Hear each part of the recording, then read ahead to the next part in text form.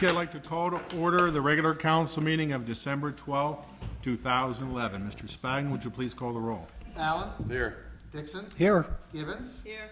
Hannon. Present. Harrison. Present. McLean. Here. Lowry. Here. O'Brien. Present. Pate.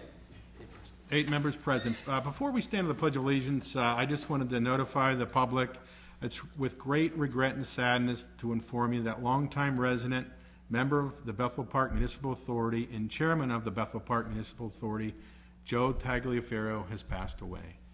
Joe was a member of the Bethel Park Municipal Authority since 1984 and has served as its chairman since January 12, 1995. His uncommon dedication and leadership will be missed by all. I would ask that we stand for a moment of silence following the Pledge of Allegiance. I pledge allegiance to the flag of the United States of America and to the republic for which it stands, one nation, under God, indivisible, with liberty and justice for all.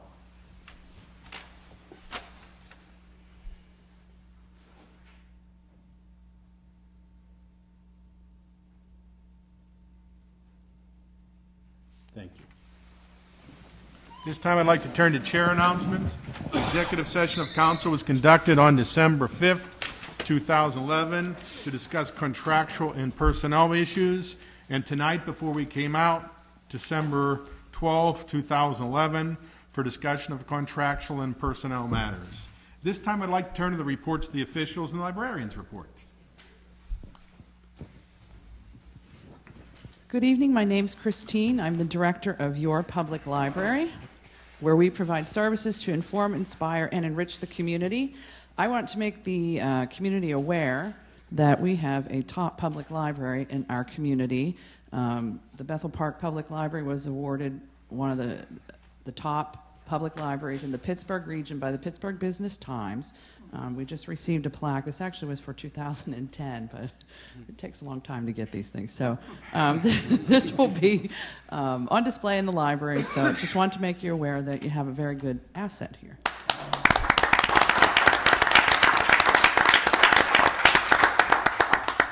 Some programs that the library has coming up. Tomorrow, the 13th of December, the Pittsburgh South Writers Group will be meeting at the library at 7 o'clock. This group meets monthly at the library, and they offer writers of all genres the inspiration and constructive criticism needed to improve their work. And then Thursday, December 15th, from 5 to 8 p.m., there's an early bird registration for our winter reading program. It's called Chill Out at the Library. It's for school-aged children. It will run through the month of January, and as the kids read books and they come and check in with us, they get a raffle ticket for each book that they read and a small prize each time they report. At this early bird registration program, the kids are going to make a cool pair of mittens that we'll display in the library and also decorate for the winter.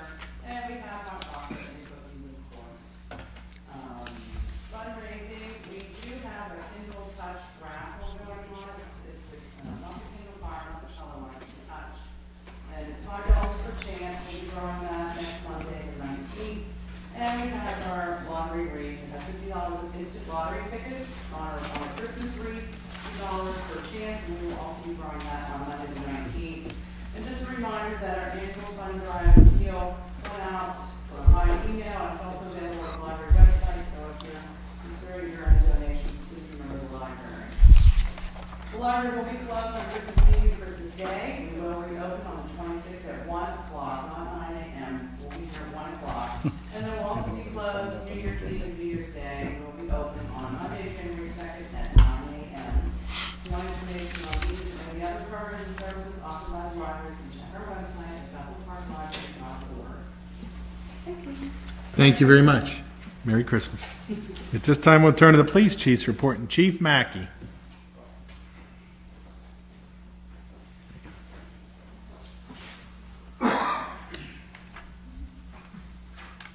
What you're doing there, but If you want to use the other microphone. Nothing you say is. Hey, they still applauded. So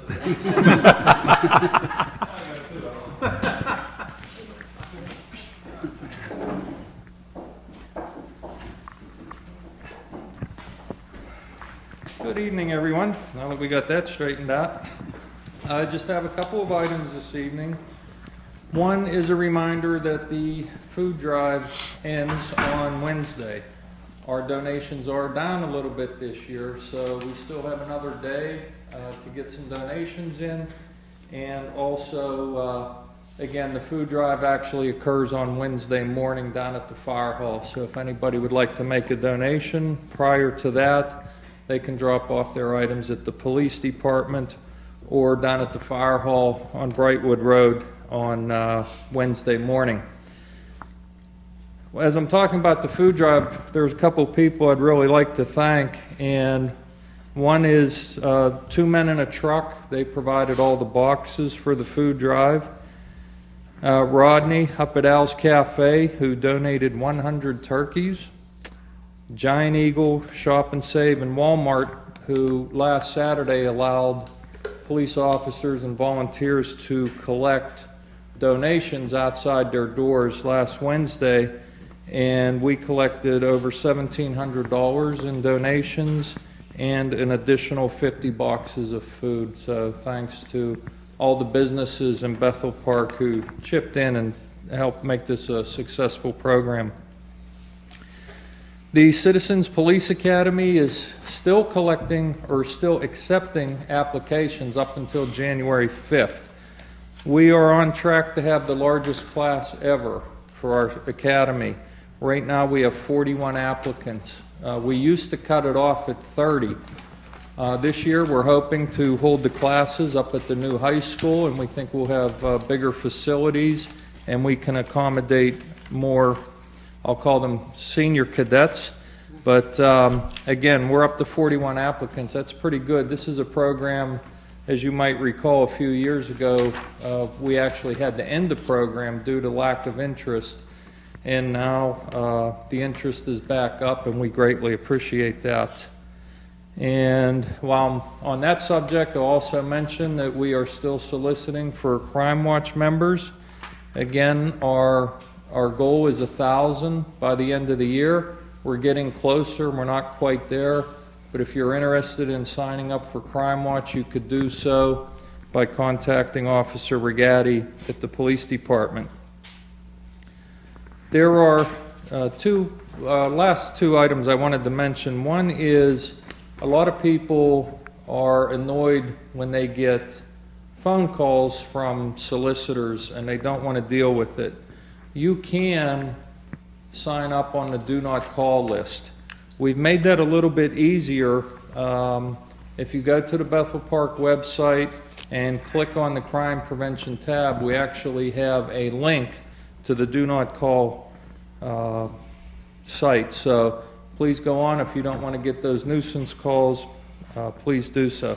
The only thing I will mention as far as that's concerned is, as you know, here in Bethel Park we have the Swift Reach notification system, and I fear that if people don't recognize the number that's coming on their caller ID, they may ignore the call.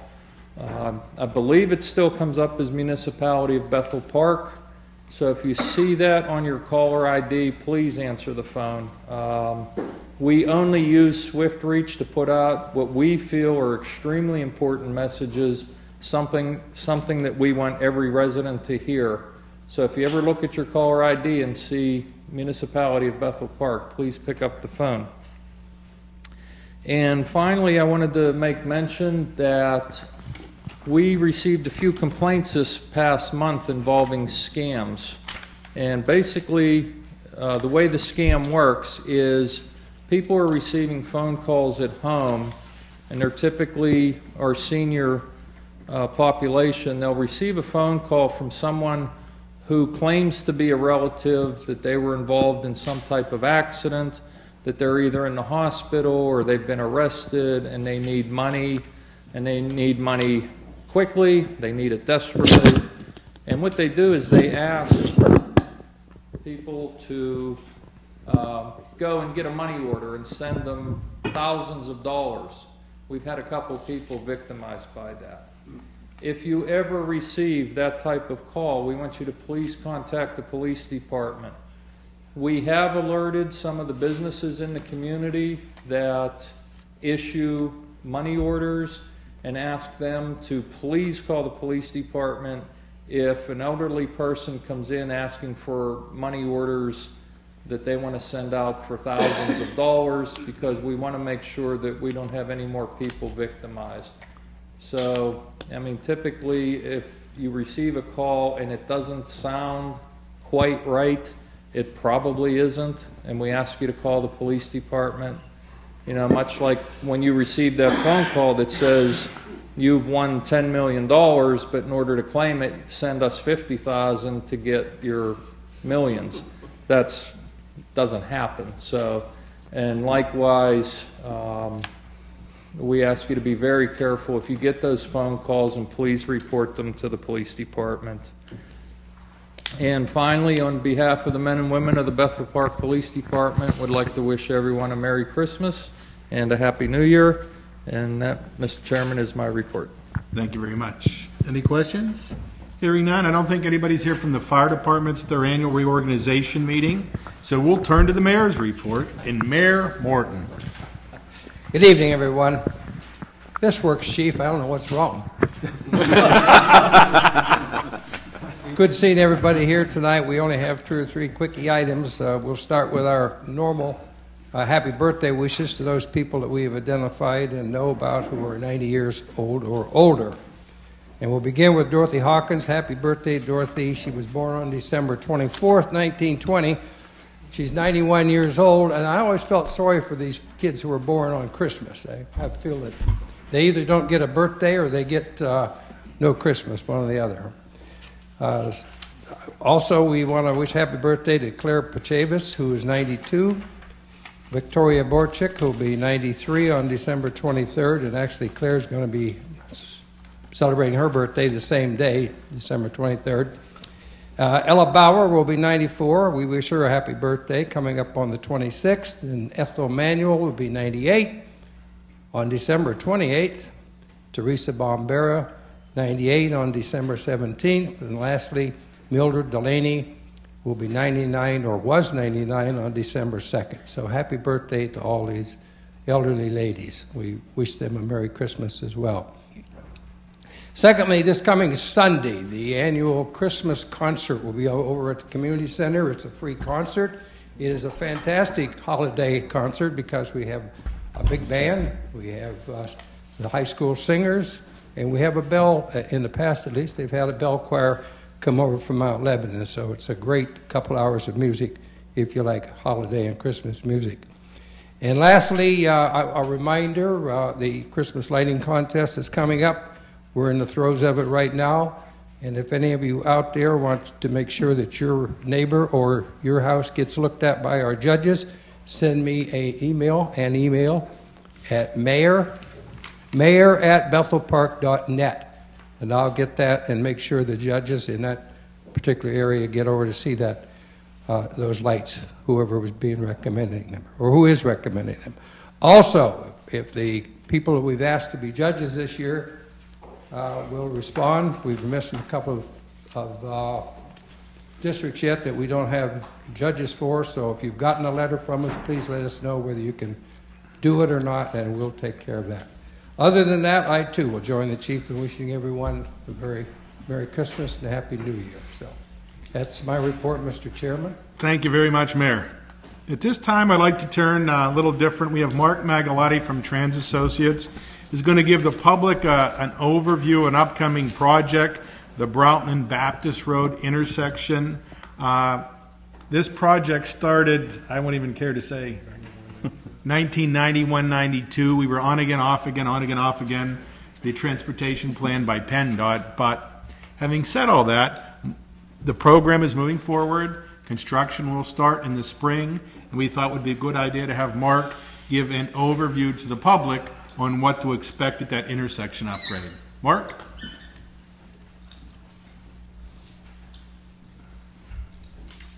Well, thank you for the opportunity to be here tonight, and it is a happy occasion because, as you mentioned, it has been a long time in planning and design, and finally this project is moving ahead. I have to commend the council and the municipality for staying with it all these years and working collaboratively with PennDOT to get this project done. I think it will be a tremendous improvement for the community. It's going to eliminate a major bottleneck and really be an improvement for the entire South Hills communities. But in order to reap the benefits of that, we have to endure a little bit of pain for the construction period. So I'm here to tell you a little bit about the construction. The project is moving ahead.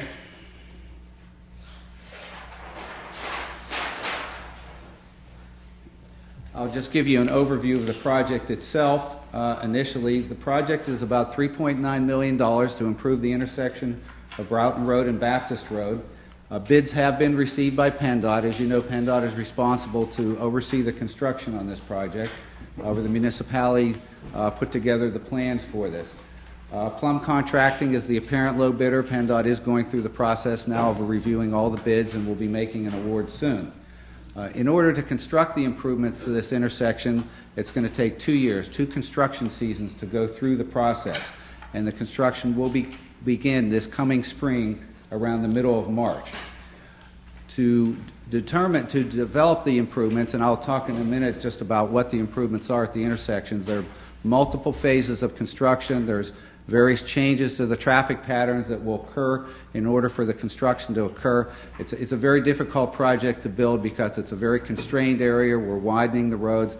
We want to do the minimum to disrupt the residents and the adjacent property owners. So I'm going to turn here to the plan of the intersection and talk a little bit about what are the improvements. This is the intersection of Baptist. This is Baptist Road and this is Broughton Road shown on the plan here. This is, as I mentioned, one of the most congested intersections in the municipality. Maybe just to orient you, this direction on Broughton Road is towards Library Road. This direction on Baptist Road is towards the entrance to South Park. I just suggest maybe if you work on this side, the cameras will be able to pick up the... Okay. Yeah. Don't worry about speaking to us. Okay, I can do that. Yes. Let me shift over here a little bit, and I'll turn that a little bit. As I mentioned, just to orient you, this is Baptist Road on the plan, and this is Broughton Road. Library Road is in this direction. The entrance to South Park is this direction on Baptist Road. The project, when completed, will be adding additional lanes to the intersection. As you come north on Baptist Road, it will be widened to 3 full lanes. So there's a separate left turn lane, a separate lane to go straight, and a separate lane to turn right.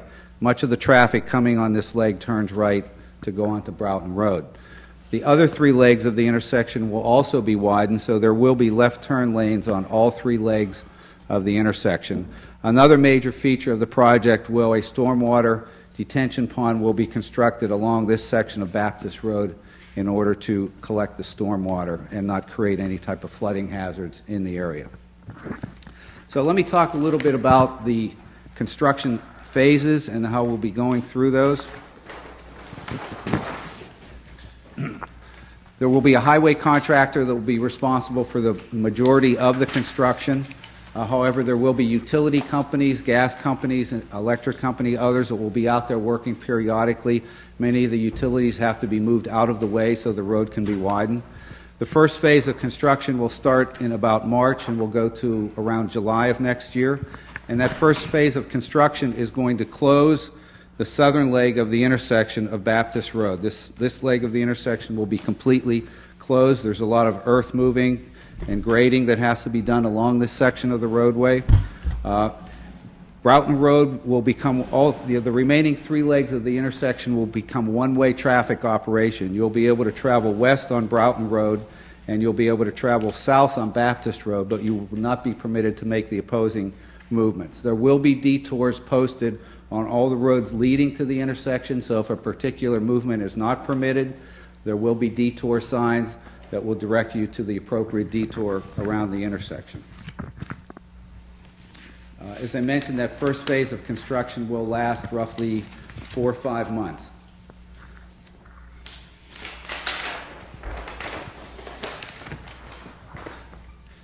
The second phase of construction, which will also occur during the construction season next year, will begin around July. It will go for about 2 months.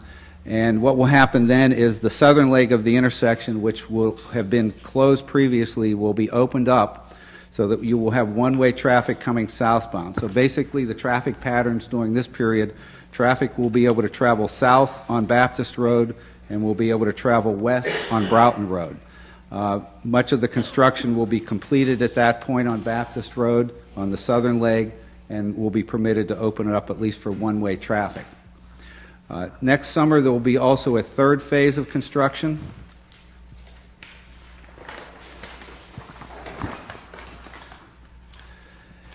At that point, sometime around August of next year, the work will be completed on this leg of Baptist Road. So Baptist Road will be opened up again for two-way traffic operations.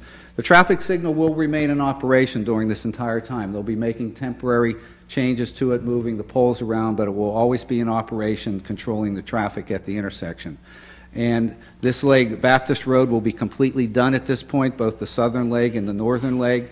And the only construction that will continue will be on Broughton Road, so that you will be able to travel westbound on Broughton Road, but not eastbound. And that will pretty much wrap it up for the first construction season. Sometime around the end of October, early November, the project will shut down for the winter. When that happens, traffic patterns will be restored to their normal operation. There'll be two-way traffic at the intersection. All the movements that you typically can make, all the travels that you can do at the intersection will be restored during that winter construction season. The contractor will be responsible to maintain that during the winter season. You may see some construction going on there relative to utilities during that time period. In the spring of 2013, probably around March or April of that year, the second year of construction will begin, and the construction will continue along Broughton Road. As I mentioned, during the first year, 2012, all construction should be completed on Baptist Road, but construction will continue along Broughton Road probably throughout the summer. There's some walls that need to be constructed and some other construction necessary. But we're hoping, and it is scheduled, that by the end of 2013, the second construction season, everything should be completed and the intersection should be opened back up again. And I'd just like to say that, the final construction of this project is going to significantly increase safety at the intersection. It's going to reduce delays significantly, and it's going to be a tremendous improvement for the community once it's completed. So with that, I'll be glad to answer any questions you may have. Any questions from council? Mr. President, Mr. Dixon. just wanted to mention something to the residents, that we are looking at certain traffic signage and some other means to protect some of the neighborhoods against shortcut traffic going through the neighborhoods, trying to circumvent this intersection. We've experienced this in the past when PennDOT replaced the bridge on Baptist Road. That is the bridge right by Millennium Park. We proactively tried to prevent some of that from happening. A lot of the people in Bethel Park know the shortcuts through the neighborhoods, so they found their way into some of those shortcuts. We reacted to the complaints of the neighbors in those neighborhoods. We put up some temporary traffic control measures and some other things, and so we expect that we're going to try to be proactive again this time and prevent some of that from happening. If it does happen, we'll react to it the way we did the last time, and we'll do our best to protect the neighborhoods from shortcut traffic. Plus, the additional volume through some of those neighborhoods could create some hazards that we want to try to avoid as well. So, with Mark's help, we've been working with PennDOT on that. I just wanted to make sure the neighbors knew that. Okay. Thank you very much. Okay, thank you. Thank you, Mark. And just as a quick overview, when we started this project, at least in my time, our initial budget, I think we talked, was $1 million, and the municipal contribution, I believe, was about $250,000. We have now probably have over $1 million.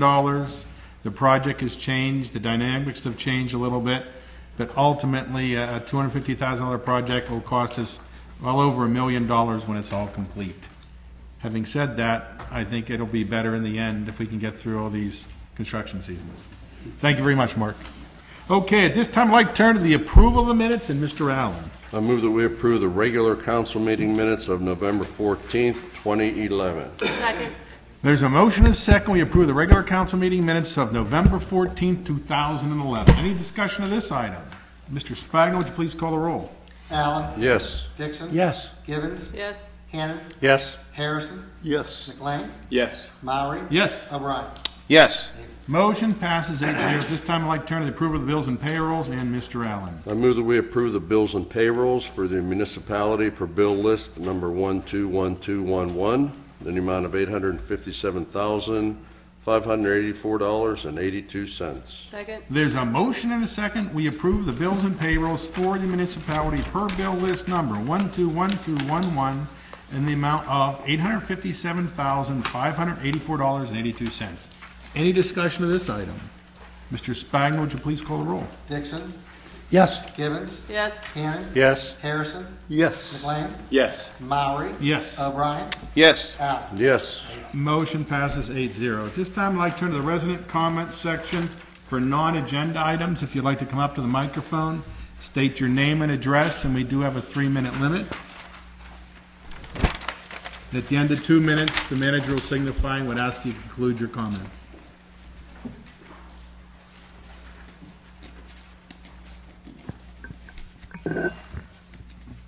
Sir, if you could direct, you're to be speaking to council, that's what I'd ask you to do. Thank you very much.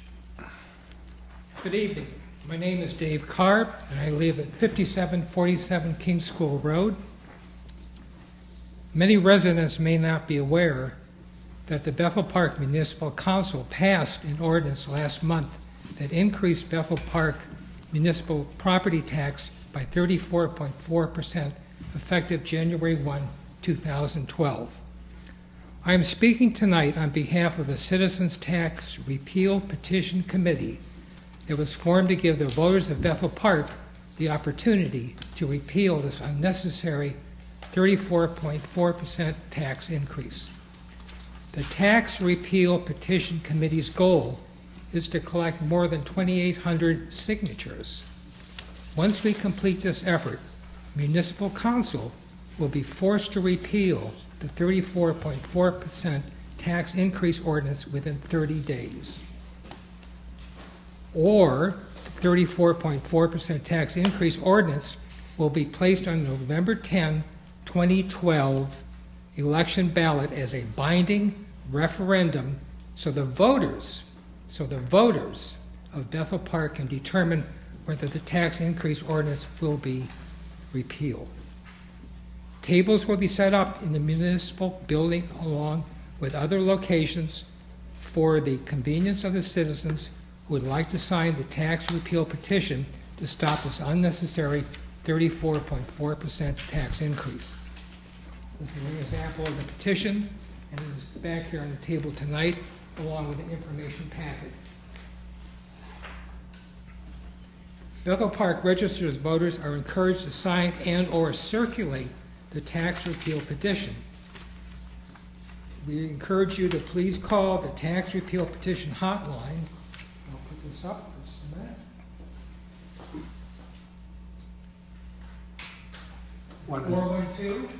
412-475-8065.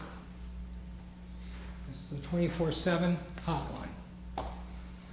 Council is invited to call it also. So call this number if you would like to sign or circulate a tax repeal petition. Again, that number, as you can see, is 412-475-8065. Thank you, and please call the tax repeal petition hotline if you have any questions, need further information, or if you'd like to sign or circulate the tax repeal petition. Thank you for your time. Thank you very much. Are there any other residents that would like to speak? Mr. Maury, Mr. Harrison.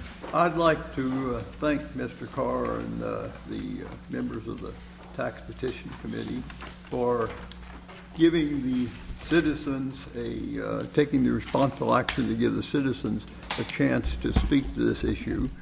And I'd like to suggest that counteracts, the responsible position counteracts what I consider is the irresponsible position of council and the mayor. Now, I'll just take a few minutes to tell you why I make that charge. I think we have a very good professional staff, and that staff recommended to live in the manner we've been living I've been told we don't want to deteriorate the character of the community. They recommended a 57.3% increase in the real estate tax. I wrote a letter to the Almanac, which they very generously published, indicating that I thought that there were things that we could do, work on what I call the niceties to reduce the expenditures.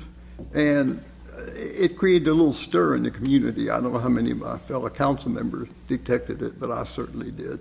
And I was the author of the letter. In any case, the staff then presented 3 other scenarios, lesser tax, and the minimum was a 43.6% increase. And so last month, I came to the meeting, that was November the 14th, with a spreadsheet showing the effect of the proposals. And 10 minutes before we came on this floor, Mr. Maury announced that the tax increase was going to be considerably less than the amount that we'd been presented before. So I've updated the spreadsheet. There's copies over on the table. But the bottom line is that the increase with that the ordinance approved is 34.4%. Now, why do I say irresponsible? I think that this governing body has to decide whether they want to live the way we've been living, so to speak, to carry through the community, and then have the spine to increase the taxes to cover that, or they ought to pass an ordinance with a tax level that will fund the things that they say should be funded now, and they've taken a few out. But they didn't do either one of those. They didn't do either one of those. And what happens is that the so-called rainy day fund or the reserve, which is normally maintained at about $3 million plus, with this tax increase is proposed to be $1.8 million for 2012. And in 2013, we won't have any rainy day fund. It'll be in the hole. It really can't be in the hole in the sense that you just don't put money in, but when you crank out the numbers, so what I'm suggesting is, and I think what the Tax Petition Committee is going to force council to do, is take a responsible position to decide what are the items that we ought to be funding and set the tax rate to cover that, because in the vernacular they're kicking the can down the road, because in 12 they're going to have a rainy day funds about half of what we normally have, and in 13 we're not going to have any rainy day fund at all based on the numbers provided by the municipal staff. So I simply want to alert council and the public that's the goal. I'm just going to tell you one bothersome thing, then I'll give it up. Mr. Maury said in the caucus room about 10 minutes before we came on the floor at the November meeting, November 14th, that the taxing rate that was going to be put on the floor was a 34.4% increase. Let me tell you what bothers me. When Mr. Maury made that announcement in the caucus room, one person reacted to that announcement. That person happened to be this councilman. Now, there's something wrong. Either the other council members knew about it before that, and if that's true, that's probably as a result of an illegal act, or Mr. Maury, pass the gavel there, Mr. Maury making that dictate, maybe his fellow council members are like the czars that work for Obama. When he speaks, they bow and say, yes, sir. I don't know which it is, but I can tell you I didn't know about it, and I can imagine the people I sit here with being told that at that time without any foreknowledge and just sitting there and smiling. Thank you very much. Mr. Meyer. Yeah, thank you. Please don't confuse me. I'd like to say I was going to try to hold off on my comments about Mr. Harrison, but I will just say if what he said tonight was true, is a good story, but it isn't. Let's talk about the 700-foot, $5,000 road that Mr. Harrison proposed. He collected petitions for, he got all kinds of signatures. He told the people a story that sounded real good, but the reality of it is, it was $1 million road. Now, I like in his discussion tonight is the same thing. I mean, I'll say that Mr. Harrison talks about necessities and niceties. When 2 months we spent on the budget, you know how much Mr. Harrison disagreed with council on taking out of the budget? And you would think by hearing his speech, and he's a career politician, that he proposed a lot of changes. $1,500. Everything else that was proposed to look at, Mr. Harrison voted to keep in. That is the fact. We had a list of items to look at.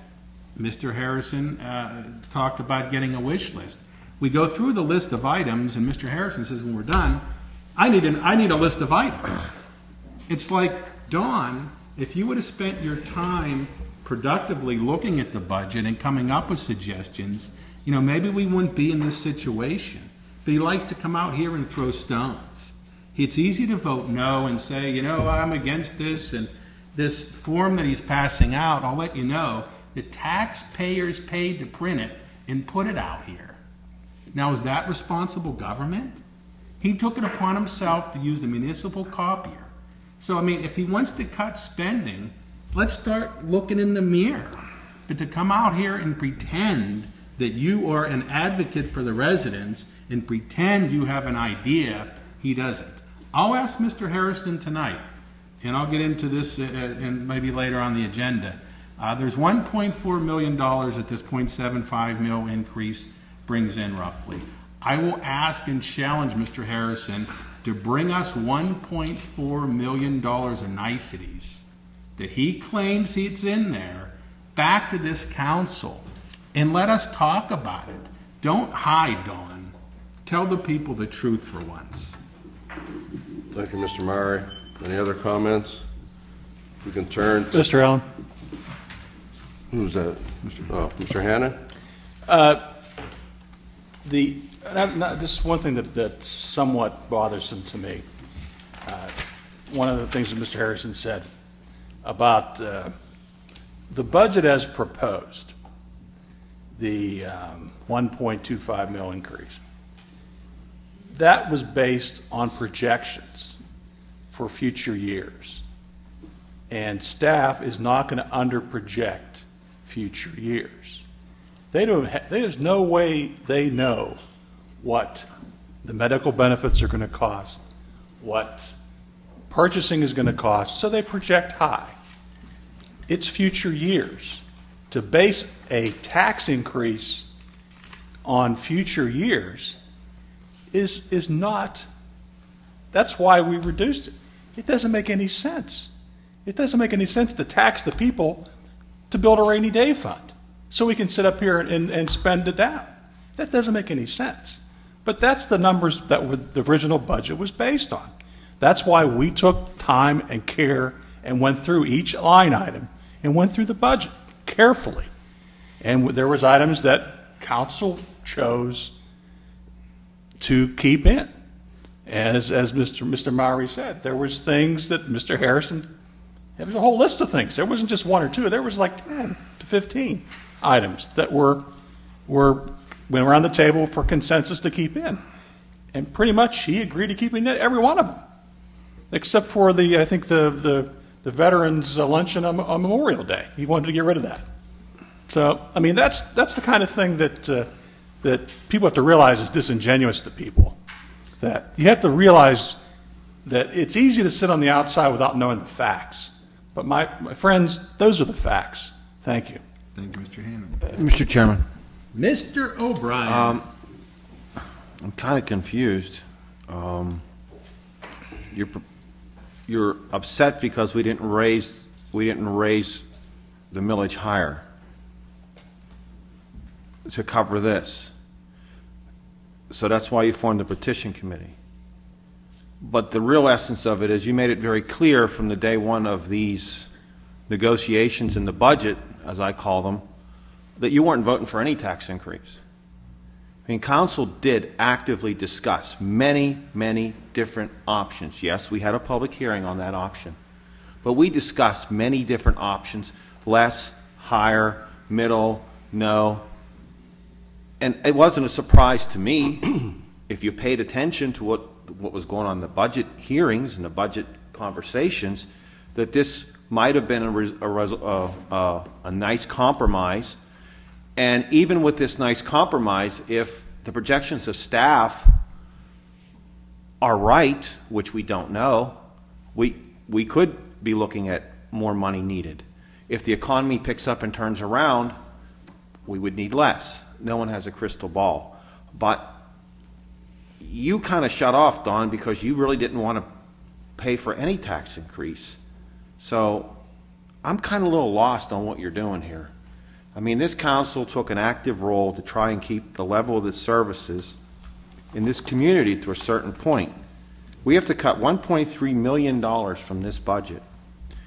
And are people ready for their streets taking an extra hour to be plowed or just salted, and then to be plowed? Taking a route from 1 hour to 3 hours just to salt, and then taking a route from 3 hours to 5 hours maybe to be plowed. And then instead of doing 4 to 5 runs on our streets during a snowstorm, they do 2 because drivers need a rest. We are in that sort of issue here. The traffic division. It's a nice thing that we do here. When people, the number one complaint in this community is speeding. We have a division that spends all of its time speed controlling, stop signs, safety control on streets. Without that, it has to be done during patrol. The Crime Watch Department, working diligently to get 1,000 people strong to help protect our communities, tied into a network with all our technology. That could be gone. The Recreation Department that we rival other communities for could be gone. The lights on the ball fields in the summer and in the fall could be off. These are all the things that are on the table. And it was very clear in the budget hearings. So, Mr. Harrison, to me, many of these things are necessities. To you, they might be niceties. So, and I think most of the people in this community, they are necessities because that defines who we are. So those are the tough decisions that we're going to make. And we will make those decisions. We already did. But whatever the people says, we will do. We will honor that. We are honorable people that we will honor, and we will do it. But, Don, I'm just so disappointed in you. I really am. I mean, you got yourself so embroiled before these budget hearings that you just weren't listening. You just didn't engage yourself within them. And you didn't. But in your Don Harrison fashion, now you will do all this work to repeal this instead of doing the work to help it to begin with. Thank you, Mr. Chairman. Thank you, Mr. Bryan. Is there any other discussion? Mr. Chairman? Mr. McLean. Thank you. I'm not going to repeat many of the things that members of this council have said, but my own experience with this process has been that what Mr. Hannon said is exactly what happened. Staff did a very good job of doing projections for the next few years. And when you do projections and you go out more than one budget year and you go into a second and a third year, you have to be conservative, and those numbers end up being high.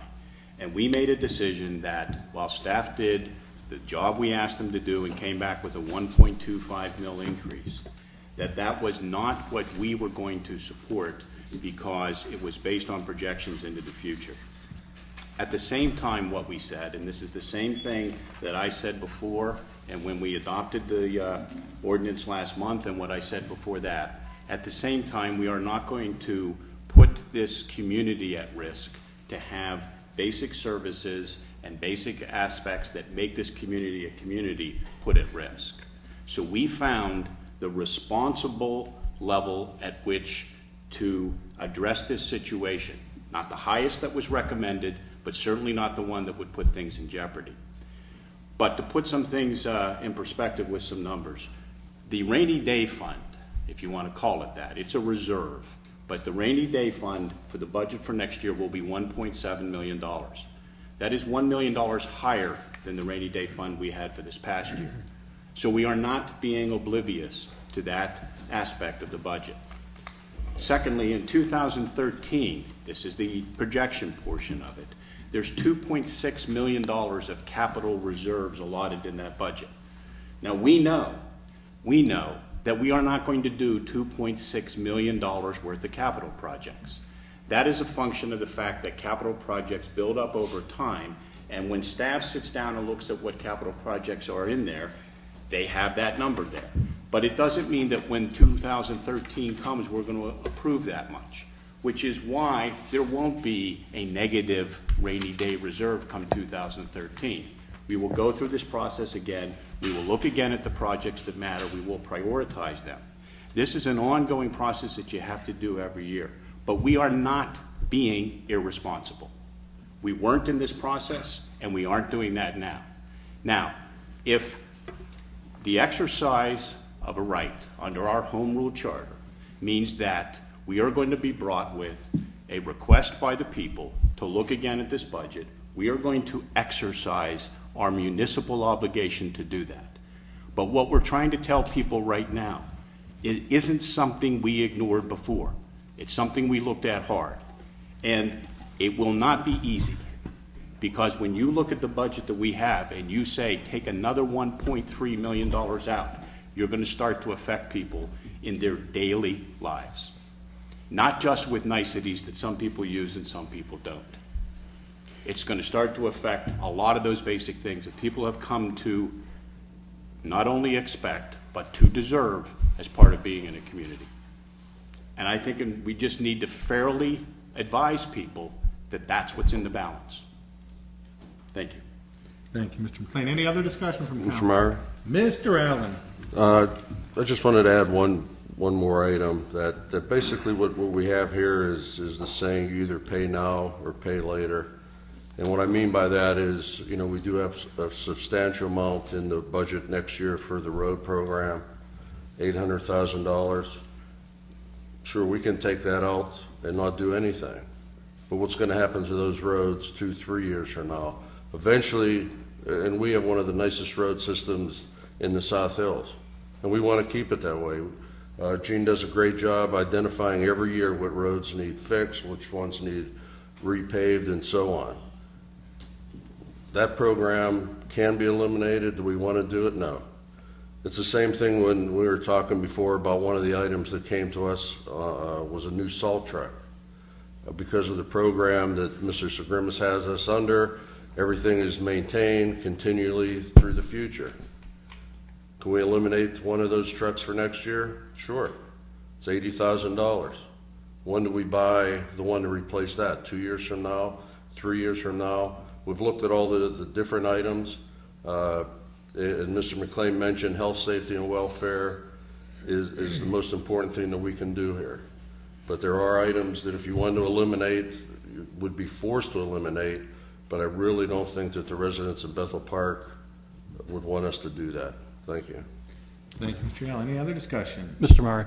Mr. Hannon. Just to follow up on what Jack was saying, some of the other things that you could think about is this is one of the few communities where the residential garbage collection is in the tax base.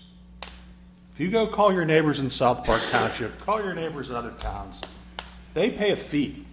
And that fee is not part of their taxes. That's over and above their taxes. We could pass an ordinance taking that out of the tax base, and that's $1.1 million right there. And you'd have to pay a fee, and that's approximately I'd say $160 per household per year. So think about it. There's things that can be done to trim this tax rate. There's a lot of things that can be done. But we want this community to maintain itself and be a community worth living in. And for the older people in this town, at some point you're going to want to sell your house to somebody, not to have it deteriorate and have the roads deteriorate so nobody wants to move in this town. We want to keep the value of your community together. That's why we're doing what we're doing. Thank you. Thank you, Mr. Hannon. Any other discussion? Any other resident comments? Hearing none, can we turn to general policy and finance? And Mr. Hannon, we have no residents signed up to speak. All righty, Mr. First item is the 2012 regular council meeting dates. I move that we approve the following year 2012 regular council meeting dates with a starting time of 7:30 p.m. January 9th, February 13th, March 12th, April 9th, May 14th, June 11th, July 9th, August 13th, September 10th, October 8th, November 12th, December 10th. Second. There's a motion and a second. We approve the following year 2012 regular council meeting dates with a starting time at 7:30 p.m. on January 9th, February 13th, March 12th, April 9th, May 14th, June 11th, July 9th, August 13th, September 10th, October 8th, November 12th, and December 10th. Mr. Murray. Mr. Hannon. If you haven't figured out, that's the second Monday of the month. Yes, our council meetings have been, and it's outlined in the Home Rule Charter, the second Monday of every month. This is no change from the last 20 or 30 years. Is there any other discussion on this item? Mr. Spagnuolo, would you please call the roll? Givens. Yes. Hannon. Yes. Harrison. Yes. McLean. Yes. Mowry. Yes. O'Brien. Yes. Allen. Yes. Dixon. Yes. Motion passes 8-0. Mr. Hannon. Next item is the year 2012 tax anticipation note. I move that we adopt the resolution relative to the proposal submitted by Brentwood Bank for the year 2012 tax anticipation note in accordance with the Finance Director's correspondence dated November 30th, 2011. Second. There's a motion and a second. We adopt a resolution relative to the proposal submitted by Brentwood Bank for the year 2012 tax anticipation note in accordance with the Finance Director's correspondence dated November 30th, 2011. Any discussion of this item? Mr. Spagnuolo, would you please call the roll? Hannon. Yes. Harrison. Yes. McLean. Yes. Mowry. Yes. O'Brien. Yes. Allen. Yes. Dixon. Yes. Givens. Yes. Motion passes 8-0. Mr. Hannon. Next item is the GASB 54 policy. I move that we approve the fund balance policy developed in accordance with the Government Accounting Standard Board's Statement Number 54. Second. There's a motion and a second. We approve the fund balance policy developed in accordance with the Government Accounting Standards Board Statement Number 54. Any discussion of this item? Mr. Spagnuolo, would you please call the roll? Harrison. Yes. McLean. Yes. Mowry. Yes. O'Brien. Yes. Allen. Yes. Dixon. Yes. Givens. Yes. Hannon. Yes. Motion passes 8-0. Mr. Hannon. Next item is an ordinance increasing emergency and non-emergency transport fees and associated fees by the Tri-Community South Emergency Medical Service in Bethel Park.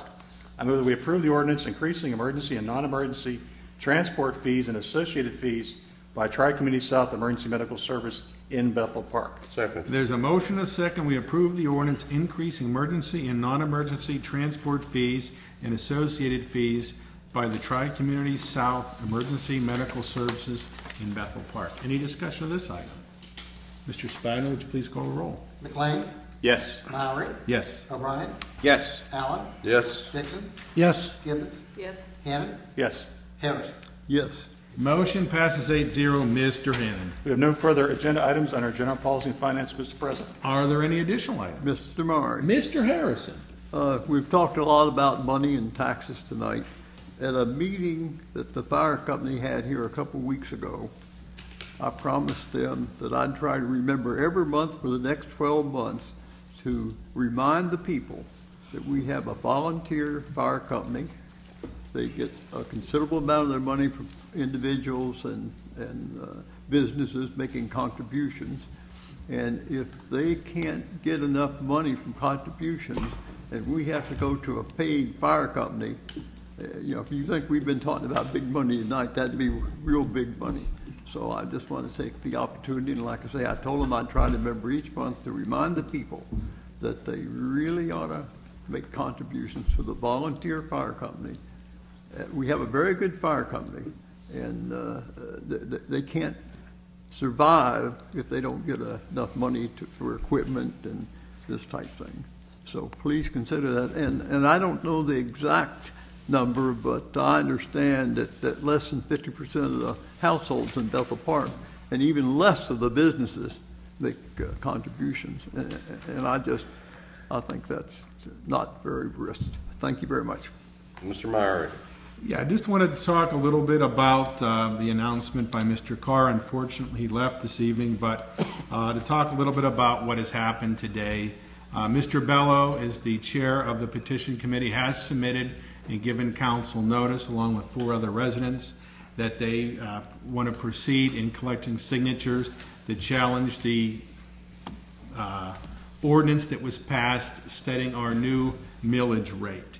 Having said that, now that it's filed today, Mr. Bello and his group, that it does not include Mr. Harrison, by the way, he's just Mr. Bello's understudy. This group has 60 days, to collect the $2,800 signature, or 2,800 signatures. Once that's done, it'll come to the municipality. We then, the manager accepts these.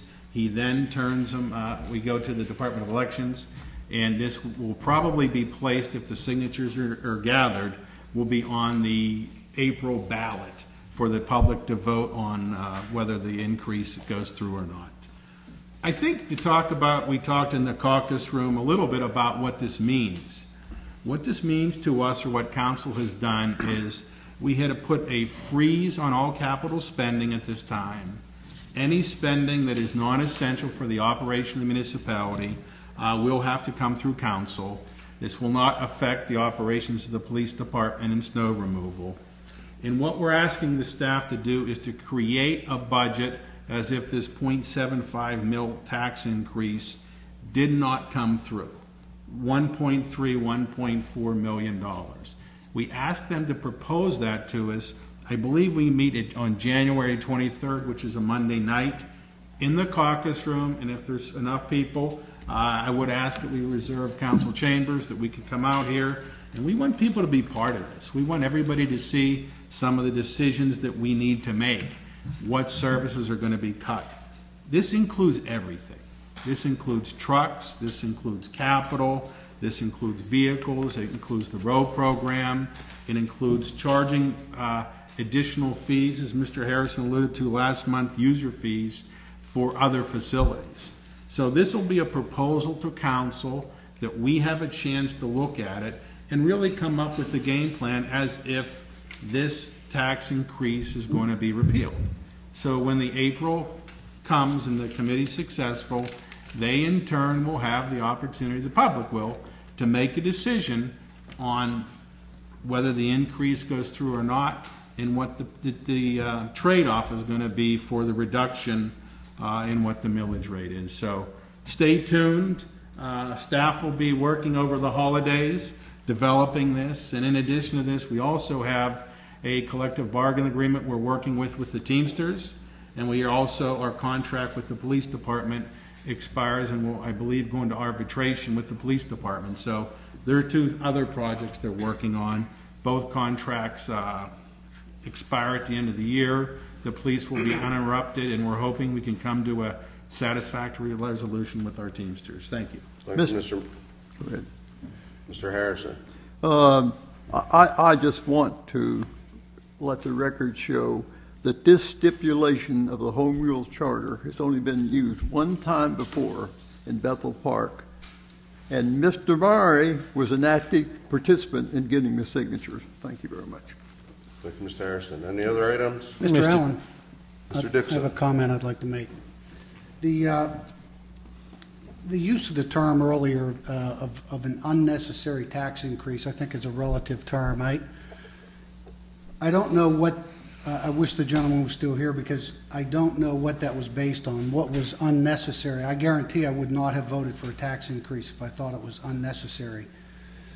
So I'd like to know the criteria. you know, I think that this is fantastic that we have citizen involvement in the politics of the community, exercising their rights under the Home Rule Charter. I think it's fantastic. Citizen involvement is what we advocate up here all the time, and we welcome people to come and express their opinion to us, especially on issues of taxation. Going through the process that we went through prior to the tax increase was excruciating. We've taken the paring knife to the budget on a number of occasions. You know, when you're talking about the budget at the state level, the budget at the federal level, there's a lot of room to cut. There's a lot of fat in those budgets, and you can trim those budgets down significantly. But this community does not have a lot of fat in the budget. In fact, we have no fat in the budget. We're trimming services now. We eliminated a position in the Public Works Department. We eliminated a position in the Police Department. We're to that level now. We're not just threatening to do something like that. We've done it already. And we're at the level now where we are talking about cutting services. So when you use the term unnecessary tax increase, I don't know the criteria that you're using to base that claim on. I don't know what's unnecessary. And I certainly don't know how you came up with the term unnecessary, because part of citizen involvement is we ask you to get involved during the budgeting process as well. Throughout the year, we want citizens to be involved. We want your input. We had a number of budget meetings. We had public hearings on the budget. We talked about the budget for at least 2 council meetings prior to the November passage of that ordinance, and we didn't have anybody from the community. Not Mr. Bello, not anybody from the community came here and gave us a single solitary opinion on where they thought the budget should go.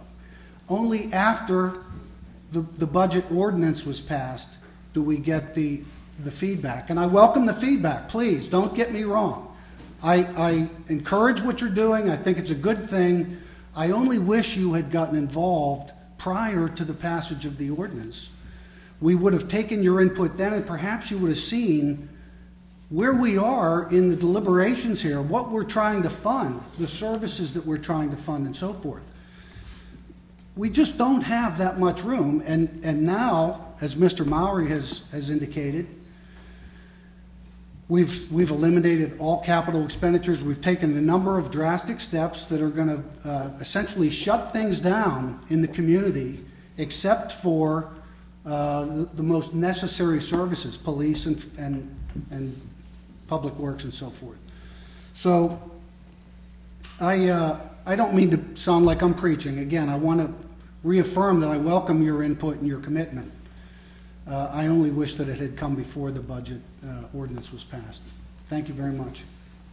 Thank you, Mr. Dixon. Is there any other discussion? Yeah, Mr. Chairman, just to add Mr. O'Brien. a few more things just off the top of my mind, possibly reducing the hours at the community center or even possibly closing it,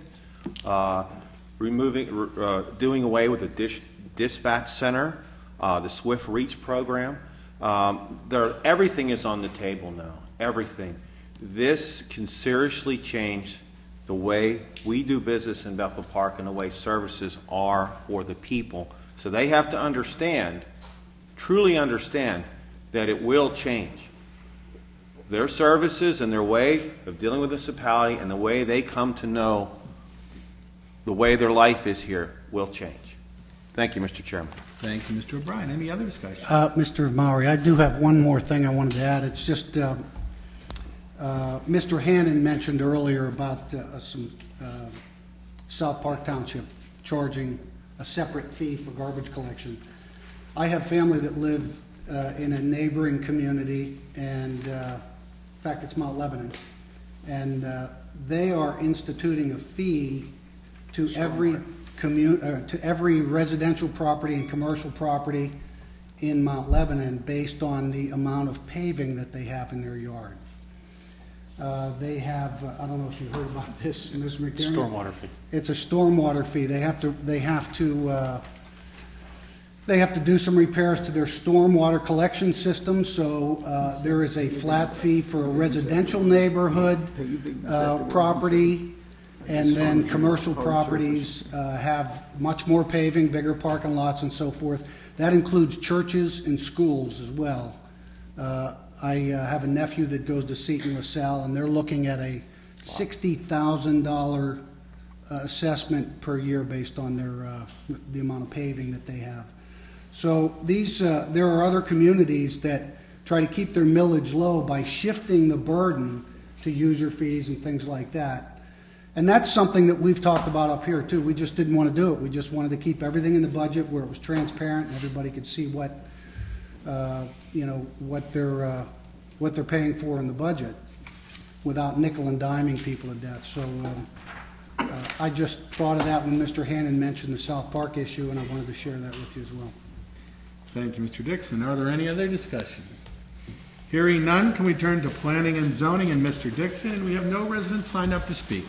Mr. President, we have one item on planning and zoning that did not appear on the agenda, and that is a resolution stating opposition to Pennsylvania proposed House Bill number 1950, the Marcellus Shale Oversight Bill.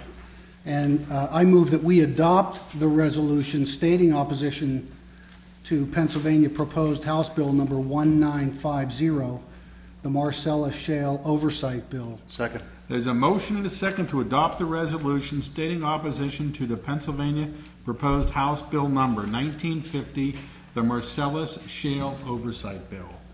Is there any discussion of this item? Mr. Murray. Mr. Hannon. What this is currently in the legislature, they are contemplating removal of any kind of local control over oil and gas operations. And in Bethel Park, back in 2010, towards the summer and early fall, we went through a significant process of trying to protect the properties in Bethel Park, to have some control, some say, over this burgeoning system of oil and gas exploration. And we amended our zoning ordinance to deal with this issue. But what this bill does, it exempts the oil and gas industry from any local regulation, so they can do what they want to do without any kind of local control. So the purpose of this resolution is to support them not to pass this bill, which takes local control away from the zoning aspects of oil and gas exploration. Thank you, Mr. Hannon. Is there any other discussion? Mr. Murray. Mr. Harrison. I've taken a particular interest in this. I've attended many meetings, including in Washington County. There's a lot more drilling in that county than any other area around here. So I recognize the concern about it. But we got a resolution handed to us in the caucus room that I have not had a chance to read, and I think there must have been plenty of time to send it to us. We all have email and that type thing. I suspect it's okay, but I don't know what it says, so I'm going to vote no. Thank you very much. Thank you, Mr. Harrison. For lack of correcting Mr. Harrison yet again, Mr. Hannon emailed this out to everybody last week, Mr. Hannon? At least. More than a week ago. He acknowledged in the email that he forgot to bring it to our last committee meeting, but it was emailed to everybody, including Mr. Harrison. So maybe he needs to check his emails now and again. Thank you. Thank you, Mr. Meyer. Any other comments?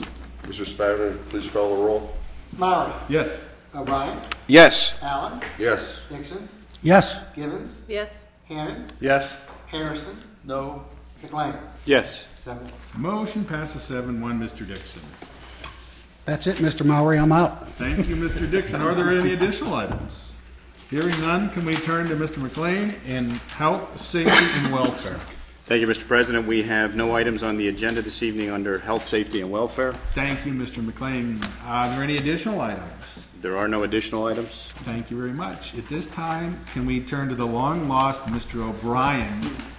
We noted last month that He went out for Halloween and didn't come back because he didn't have a little blinker on. But this time, I'd like to turn to Public Works and Maintenance and Mr. O'Brien. Thank you, Mr. Murray. I found my battery and my blinker is working, and I found my way home. First item is sodium bicarbonate contract. I move that we award a 3-year contract from sodium bicarbonate 50-pound bags at the Piney Fork Wastewater Treatment Plant to Barber Chemical for a low bid of .264 per pound for 2012, .274 per pound for 2013, and .288 per pound for 2014, in accordance with the Director of Community Services correspondence dated December 1st, 2011. Second. There's a motion and a second. We award a 3-year contract for sodium bicarbonate 50-pound bags at the Piney Fork Wastewater Treatment Plant to Barber's Chemicals for a low bid of .264 per pound for 2012, .274 per pound for 2013, and .288 per pound for 2014. In accordance with the Director of Community Service correspondence dated December 1st, 2011. Any discussion of this item? Mr. Spagno, would you please call the roll? O'Brien. Yes. Allen. Yes. Dixon. Yes. Gibbons. Yes. Hannon. Yes. Harrison. Yes. Blaine. Yes. Mott. Yes. Motion passes 8-0. Mr. O'Brien. Mr. Chairman, I have no other items on the agenda, but I have a few. Mr. O'Brien. First of all, I'd like to let people know that Mr. Pape, John, is doing well, and yesterday was his birthday. So I'd like to wish John Albert Pape a happy birthday. I'm sure he'll be pleased with that. Shall we sing? Sure. Happy birthday to you. Happy birthday to you. Happy birthday, dear John. Happy birthday to you. My phone will be ringing. Yeah, just for the record, that was Mayor Morton's idea, and I think O'Brien seconded that. Without a second. You know, most of us talk to him every day. Last month, I attended 2 months ago, I attended a blood drive at the South Hills Assembly of God Church, and it was a wonderful event. And I was talking to a lady named Jean Baldoff who helped organize the event, and she put me in touch with a Mrs. Ryan, and she thought it would be a wonderful idea if we could organize a blood drive, possibly during the holiday season, for the municipality of Bethel Park, because that is a time when blood is very low and donors is very low. So I brought the idea back to Bill and Judy and Municipal Council and Mayor, and they approved it. And I wanted to be really involved and hands-on, but staff and Chuck Stover from the Recreation Department, his staff just embraced the idea and just made it happen within days. So to put this all together this quickly, I make the announcement, and I'm sure it's all over flyers all over town. The first annual Bethel Park Community Center Holiday Blood Drive, Thursday, December 29th, 2011, 12 a.m. to 6 p.m., the Bethel Park Community Center, Room C. And Mr. Murray already promised me that he is giving blood. Didn't you, Timothy? 12 p.m. Yes. Absolutely. It's 12 p.m., Mr. O'Brien. 12 p.m. Well, it has 12 a.m. here on the It's on 12 the flyer. p.m. to 6 p.m. 12, See you at midnight. Yeah. you can reach. They prefer that you make appointments so they know they can give you the time. You can make it at www.centralbloodbank.org. The donor code is C604, or call 1-866-DONOR1. And anyone that comes to get blood, according to the flyer, gets 2 cinema tickets. So that's a wonderful thing.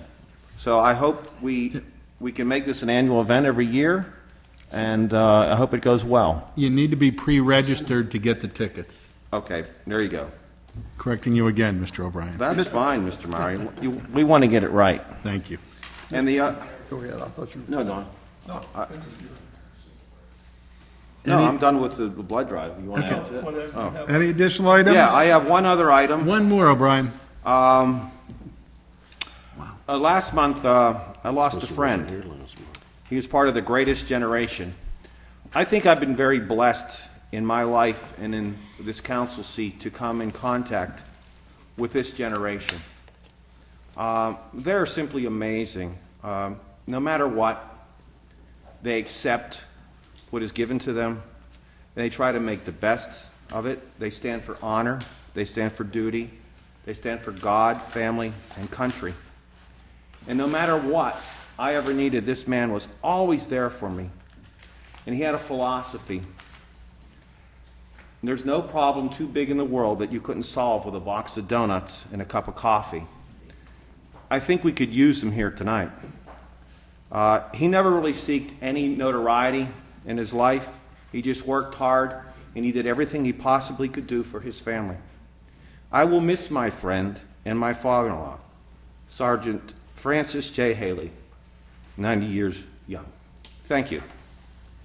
Thank you, Mr. O'Brien. Are there any additional items? Mr. Murray, Mr. Harrison. since you gave me a title I don't know whether I deserve as understudy to Mr. Bello, I might as well take the opportunity to encourage people to sign the petition, to call the hotline, volunteer to circulate petitions.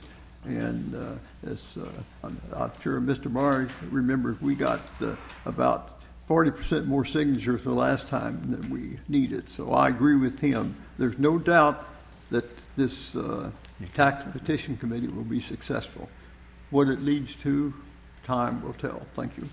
I will just reiterate my challenge. We wouldn't need to do the signatures if Mr. Harrison was able to come up with the $1.4 million worth of cuts and propose to council, and we wouldn't be in this predicament. Are there any additional items? Move we adjourn. Motion to adjourn, second. All in favor? Aye. Meeting adjourned. Good night, everyone.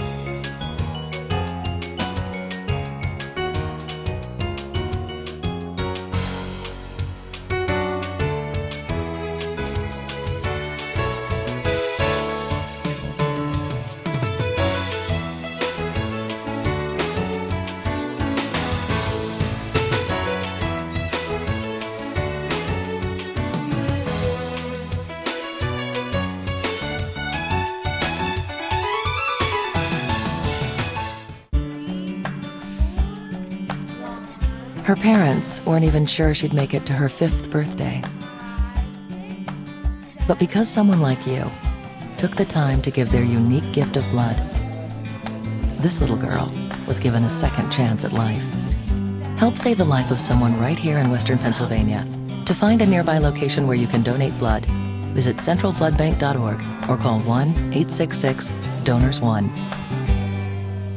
Merry Christmas, Bethel Park. I'm Dave Cable, the director of BPTV, and I'm here to read for you the holiday classic, 'Twas the Night Before Christmas.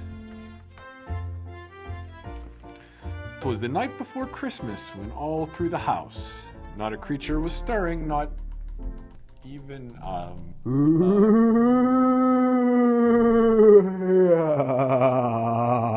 hey, George. I'm not George. I'm the ghost of Christmas present. I don't know. You look an awful lot like my volunteer, George. Well, you are gravely mistaken. I am a ghost. All right then, Mr. Ghost of Christmas Present. Why don't you come up here on the hot seat and explain to me why you had to come in here and interrupt my holiday special? I would just like to wish everybody in Bethel Park a Merry Christmas, a Happy Holidays, and a Happy New Year, and to remind you all to watch all the great holiday programming right here on BPTV. You know, you didn't have to pretend to be a ghost to come in here and say that. But I am a ghost.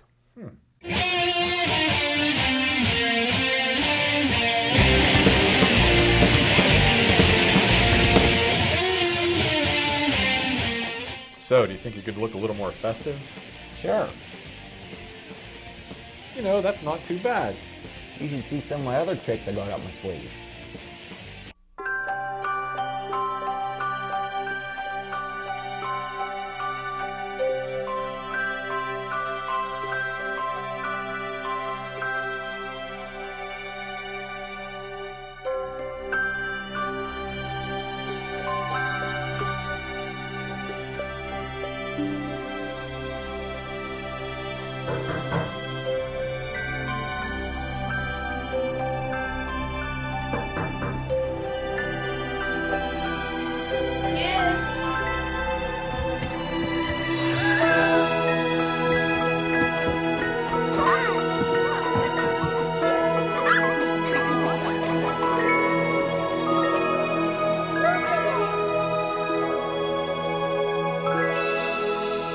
Thanks to your generosity, Marines have delivered Christmas to children in need since 1947.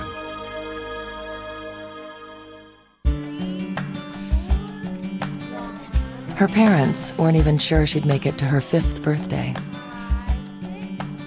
But because someone like you took the time to give their unique gift of blood, this little girl was given a second chance at life. Help save the life of someone right here in Western Pennsylvania. To find a nearby location where you can donate blood, visit centralbloodbank.org or call 1-866-DONORS1. Merry Christmas, Bethel Park. I'm Dave Cable, the director of BPTV, and I'm here to read for you the holiday classic, "'Twas the Night Before Christmas." 'Twas the night before Christmas when all through the house not a creature was stirring, not even, Oh,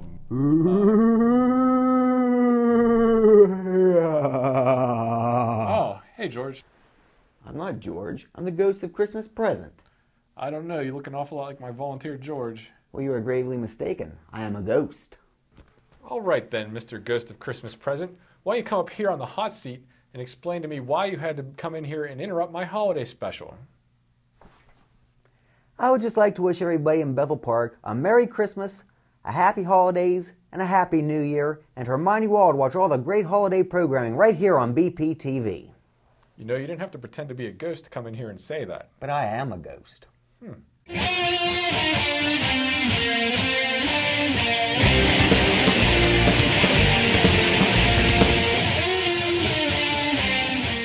So, do you think you could look a little more festive? Sure. You know, that's not too bad. You can see some of my other tricks I got up my sleeve.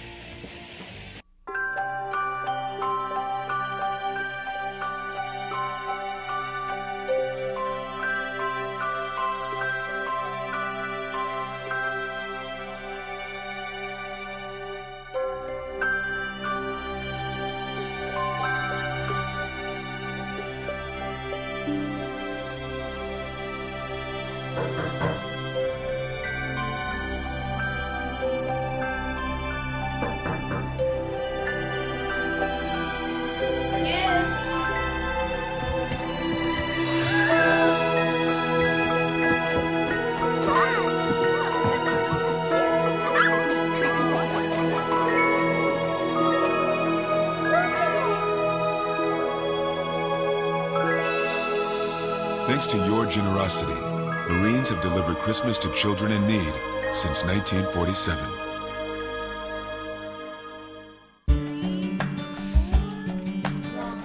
Her parents weren't even sure she'd make it to her 5th birthday.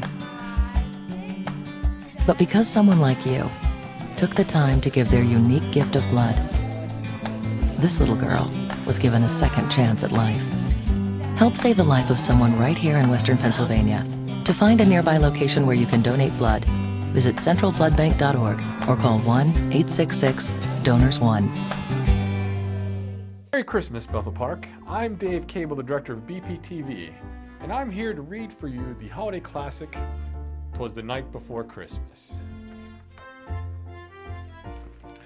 'Twas the night before Christmas when all through the house not a creature was stirring, not even, Oh,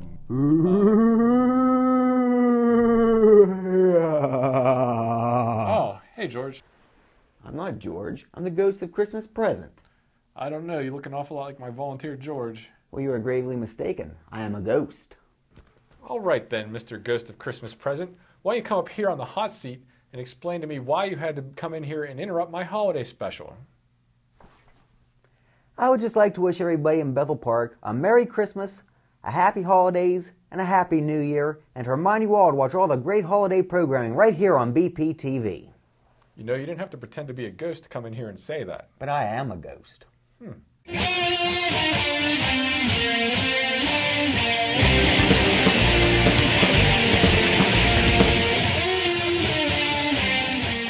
So, do you think you could look a little more festive? Sure. You know, that's not too bad. You can see some of my other tricks I got up my sleeve.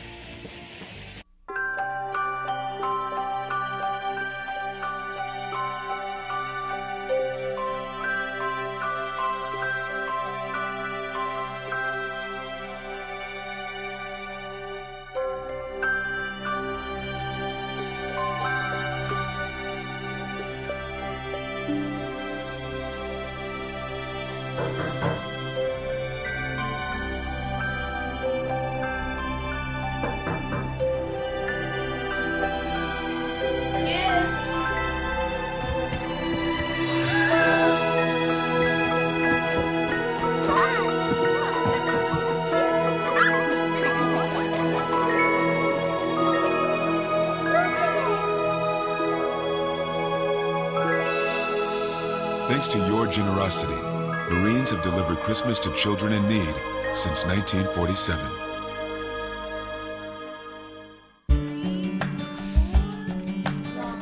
Her parents weren't even sure she'd make it to her 5th birthday. But because someone like you took the time to give their unique gift of blood, this little girl was given a second chance at life. Help save the life of someone right here in Western Pennsylvania. To find a nearby location where you can donate blood, visit centralbloodbank.org or call 1-866-DONORS1. Merry Christmas, Bethel Park. I'm Dave Cable, the director of BPTV, and I'm here to read for you the holiday classic, 'Twas the Night Before Christmas. 'Twas the night before Christmas when all through the house not a creature was stirring, not even, Oh,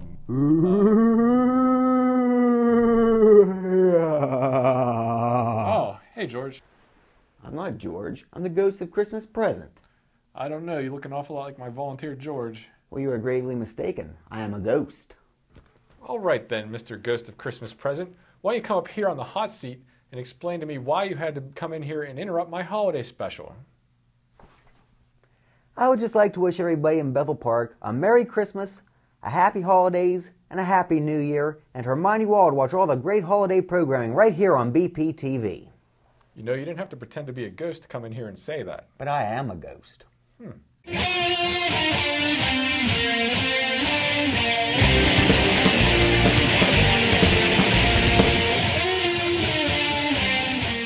So, do you think you could look a little more festive? Sure. You know, that's not too bad. You can see some of my other tricks I got up my sleeve.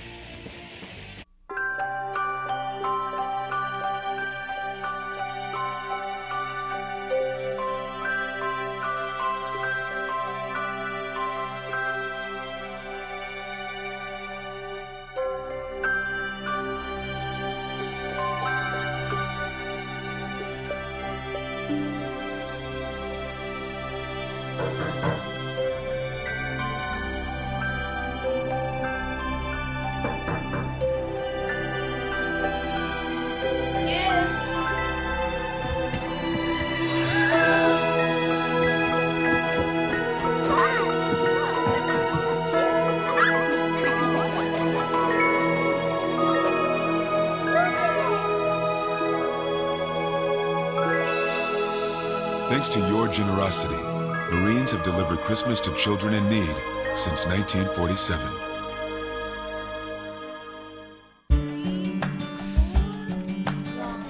Her parents weren't even sure she'd make it to her 5th birthday. But because someone like you took the time to give their unique gift of blood, this little girl was given a second chance at life. Help save the life of someone right here in Western Pennsylvania.